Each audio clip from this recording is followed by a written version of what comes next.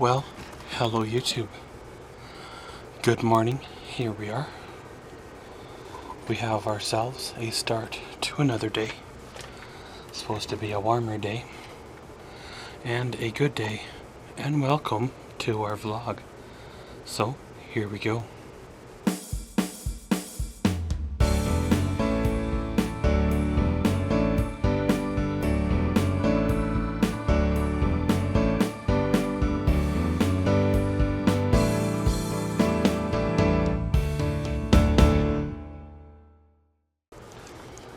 Well, of course, after the rain we've had over the last few days, it's nice to have some sunlight.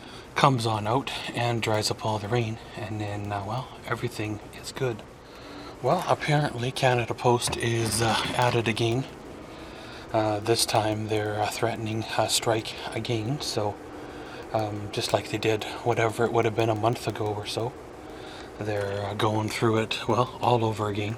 I don't 100% agree with what they're doing, but at the same time I do understand some of their points they are making. When you have a really nice union type of job and you're threatening strike, to me that tells a lot that maybe there's a strong possibility that you don't appreciate your job, right? I know if I had a union job with benefits and days off, vacation time and all that, I wouldn't be striking, especially in this economy, right? I know tons of people that would do their job for half the wages they're getting paid, me being one of them, right? Well, of course, the rumor going around is that the workers, per se, don't want to strike. However, this is coming, higher up from, like, the union that they want to prove a point. So I have no idea what kind of point they're trying to prove, but especially, coming into the holiday season here in another month or two, they're gonna, want to get this resolved, because the last thing you want is a strike during their busiest time of year. You'd think when your medium, your job, is dwindling every year, less and less people are sending letters and going for more, the email method, or signing up for the, email billing and stuff. You'd think you guys would be a lot more, wanting to keep your job. Because all it would take is some number cruncher to say, well, we're losing money. And, well, they start closing more and more postal outlets in the smaller centers. And then, well, what happens then, right? Then they have more staff, more people, more families out of work, especially in, again, this economy. Well, got the Edmonton vlog, the double day there, edited up. So that's pretty sweet there. I did notice a clip or so where the audio was a bit off. I have no idea why. This camera's never done it before. I don't know if it was the editing software acting up, again, like it likes to do, or if it's this camera. So hopefully this here vlog's okay, and can't really replace this here camera yet, so it'll be what it is, right? Well, don't 100% know what the plans are for the rest of the day. Part of me wants to just go and, curl up and relax for the rest of the day, but some of me wants to get out and get a little bit of sunlight, enjoy the outdoors. Well, because we all know in a month or two, we could be back into winter, and, well, we'll be in the deep freeze for a couple of months. So pretty much going to go inside, get the day going and rolling. Don't know what direction she's gonna go, but whatever it is, well, that's the direction she is. And we'll catch y'all later. Well, pretty much had a quiet day around here. Really haven't gone anywhere or did, much at all. There is family. I've been in town for the last week, and of course done a little bit of visiting with family and friends, which is definite, a bonus or nice thing to do. They are leaving tomorrow, so kind of hoping to see them one last time, or because you don't know if I'll be out that way anytime soon in the next few years, because, well, I never been out there yet. And this is kind of one of their first times out this way in quite a few years too, so I'm kind of just staying close to home, not getting involved in anything large project-wise, so if they did call, I can go. Don't know if that's going to happen or not, but hey, it is what it is. Pretty much just kind of watching PVR movies, a little bit of YouTube, doing some things in the old office, and if the phone don't ring, then, well, it's the way it is, right? Well, of course, in the upcoming days here, I got a few things I'm wanting to do, trying to get caught up from where I was. I'd like to do a dump run again. I do have some concrete rocks and chunks that I'd like to dispose of. I don't know if the landfill will be receptive on taking rocks or what, because last time I asked, they really didn't think they could or should, which I really don't see what the difference is in taking, rocks, because pretty much you grind up rocks and mix it with other things to make, well, concrete, right? Now, they may not want the rocks in the concrete pile, but I guess, that's something we'll have to cross when and if we do go that far.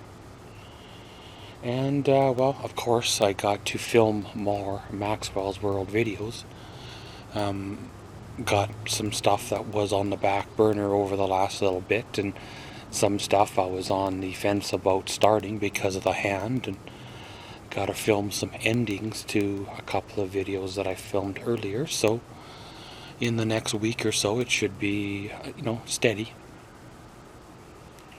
Of course, that'll probably pull us through past the end of the month, which will give me something to do, and then of course bill pay in time, and then around we go again, right? I still have the demo derby footage I'm going to edit on up. It's looking like the demo derby footage will probably start going live in September sometime. It'll probably stretch through September into October, and hopefully sometime in the midst of all that we get a couple of good days that everything works out where I can film the fire pit videos. And then of course with the fire pit videos I'll be set for, well, hopefully another year or so, and then it'll all be good. One of these days, of course, I've got to go down there and clean up and wash the Silverado, get me an oil change done toward the end of the month on it. Then I can finish that video. And of course there is, like I mentioned in an earlier vlog, about 3 or 4 other things I'm wanting to do to it, so if I can knock those out before it gets cold, then, well, that'll most definitely be a plus. But pretty much, guys, little quick update here, just kind of showing what's the what, still alive in the afternoon, round and round we go. So you guessed her, we'll probably see y'all this evening. Little bit of a evening update. Well, of course, I just got back from a little bit of an outing. Went out and had some supper. Put a little bit of fuel in the Silverado, as well as gave the truck its first oil change in about 3 years. And yeah, I know, I probably should have changed her in between then, but the truck wasn't being driven. It wasn't, didn't have a lot of kilometers on it in the meantime. I think it was only 35 to, 3,200 kilometers. So it was well within the oil change period. And this engine doesn't have any blow-by or any reason to change the oil, well, super early. Well, of course, pull into the oil change bay, and the guy comes out with his little scanny wand thingy and scans the barcode and says, how you doing this afternoon, and then addresses me as the previous owner's name of the truck. So obviously, their system wasn't updated when I bought the truck. Obviously, because, well, that's the way she works, right? So I got all the information updated there, so now the truck is officially in my name at their oil change place, so I guess we can call that a bonus. And of course I got that all taken care of. I think it came to $66, like $67, and I know I probably could have done it for $10 less or so here in my driveway, but at the same time, the last time I bought a jug of oil, it was like $44, and I think a filter was about $12 as well. So you add all that up, and then you take in the fact that I don't have those oil change ramps anymore, and my oil change bucket is still here, but it's sun bleached, so it might it might not be good to use. I probably have to spend about $100 or $150 before I do my first recent oil change. So I just decided to save the budget this time around and pay it done. Maybe next fall I'll do it myself. My hand should be a little better by then. As well as I will watch for the sales for the ramps to go back on sale, the ones I buy, and then everything will be good. I believe I mentioned this in a previous vlog, but I cracked my ramps when I was looking at an oil leak that was on the 2009 Canyon. I drove that light little truck up on top of these ramps that were meant for, I think they were rated for like 6,500 pounds, and that light little truck was nowhere near 6,500 pounds, and they cracked. Now, I probably should have yelled, kicked, and screamed and took them back to where I got them from, but at the same time, they were already 5 or 6 years old or so, and I don't remember if they had a lifetime warranty or limited lifetime warranty or whatever, and a lot of those things, unless they're covered under an in-house warranty, shipping them away to the manufacturer is more costly and more stressful than actually just going out and buying new ramps. So now that I have the Silverado that's off of warranty by far, I can do my own oil changes, and if I do decide in the next year to pick up a backup older vehicle, then I'll be doing the changes on it too, so it will be worth it maybe in the future. Before I bought the 2009 Canyon and the 2013 Escape, I would do all my fluid changes, all my oil changes on every vehicle, but when a vehicle's under warranty and you're not certified to change oil because whatever, then warranty doesn't really like that. I personally think it's just a cash grab so they can make more money, because that's the way sometimes the dealerships work out. So of course, got the oil change for another round. That's pretty sweet there. One more thing off of the maintenance list. They did detect a possible leak in the power steering, one of the power steering lines, either the pressure line or the return. If that's the case, then we may have another smaller issue to deal with, because one of those lines were replaced a couple of years ago. So I don't know if that could be just a residual wetness from the original line, because the truck hasn't been driven. Maybe the oil, the fluid hasn't evaporated or migrated off of there. I may have to park the truck on top of a piece of cardboard or somewhere to see what's the what, right? When you go back to where it's been parked for the last 3-4 weeks, there's no puddle in the gravel, even though it is gravel and it's a little hard to tell. There still is no puddle, no greasy mark in the rock, so I don't think it's a recent leak. I think it's the old leak, but it was nice of them to mention it, because it could be something to watch for, right?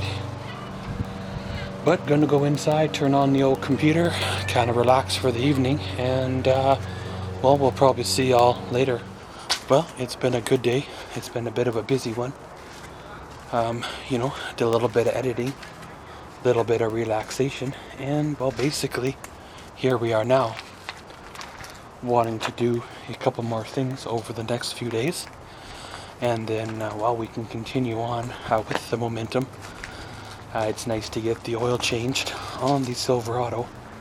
I don't like to pay it out, but I guess, hey, it's something we can work forward to pick up the proper tools for the job for next season. It sounds like there's a party somewhere close by. I see that your neighbor across the way has his garage door open and garage lights, so they're probably, having their fun, right? Well, as for me, I'm probably just going to stay close to home here, go fire up the computer, watch my, nightly YouTube videos, maybe edit this here vlog up, and then around we roll. And as always, thanks for watching Maxwell's Vlogs. Comment, subscribe, and enjoy.